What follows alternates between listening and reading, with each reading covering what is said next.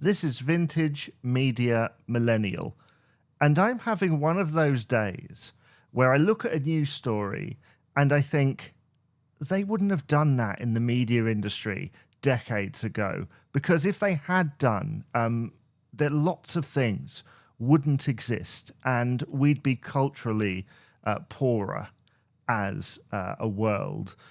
So let me explain a little bit further. Freeform in the United States cancels two shows, Single Drunk Female and The Watchful Eye. Okay, I'm in the UK.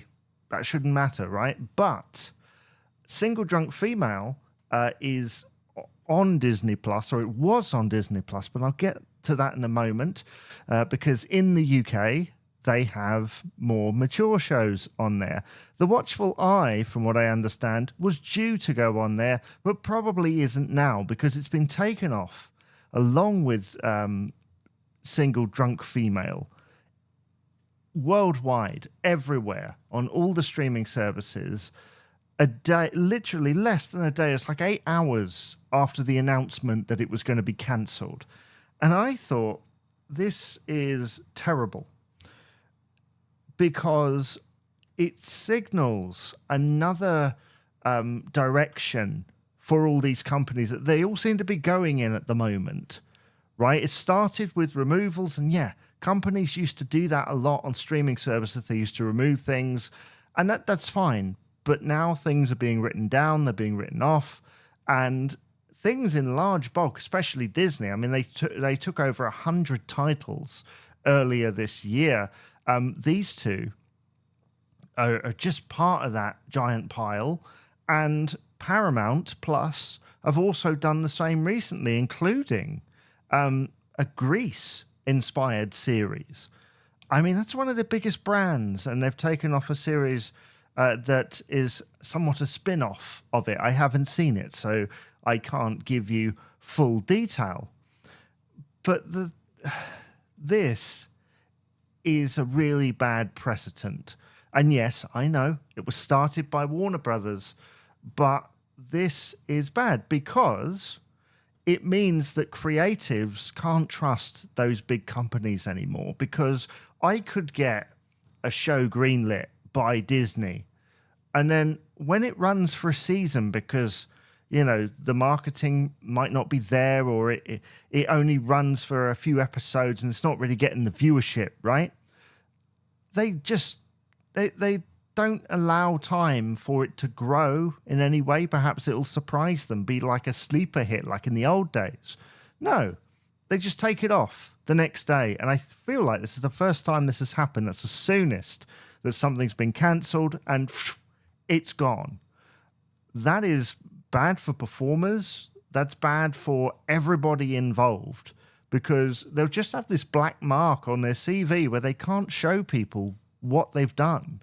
And some of these shows, they take 6, 9, 12 months to make or plan, and then they're just taken off with rare possibility of them going anywhere else, right? There is a chance some of these things will appear elsewhere, but when something's been cancelled, unless it's like The Simpsons or Futurama, it's pretty much just going to go on the shelf, or in the bin. I don't know. I don't know really the extent of the latter, right? I don't know how that works, but all I see is that this cannot be a good thing for creatives, because trust between creatives and studio is not great, even for consumer. Investing in this series only for them to go, no, we're getting rid of it, nobody liked it. Well, the thing is, I'll get to the bit that I said at the beginning.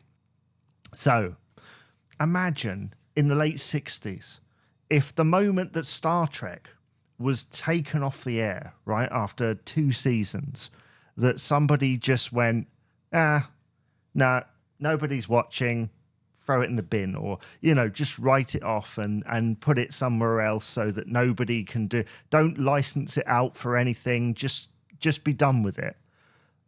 Well, then we wouldn't have the animated series, we wouldn't have the movies, we wouldn't have this entire counterculture that exists. Because what happened with Star Trek was they sent it to other platforms around the world, and we're talking in the late 60s, TV stuff, reruns that allowed people to see it. And from what I understand, they did a convention and they thought that hundreds of people were going to turn up, thousands turned up for this tiny little TV show that got cancelled after a couple of seasons. And yes, seasons in those days were longer, so there was more to attach to. But this is the point.